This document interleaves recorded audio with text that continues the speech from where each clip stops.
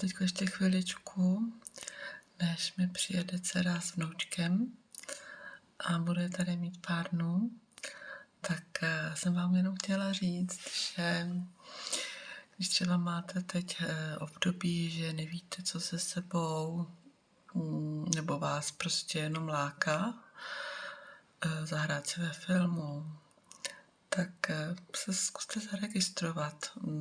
Na netu je množství různých komparzních agentur a vychutnejte si tu atmosféru filmové branže. Momentálně je tady i Leonardo DiCaprio, s kterým si můžete zahrát. A já to mohu všem vřele doporučit, protože ty zkušenosti se mohou zúročit i tak, že potom dostanete i epizody, i mluvené role. A třeba vás to úplně chytne, tak jako to chytlo mě, a já vlastně už to dělám 10 let. A vždycky, když jdu na plac, tak je to prostě radost a takový malý svátek. Tak to jsem vám chtěla říct, tak čau.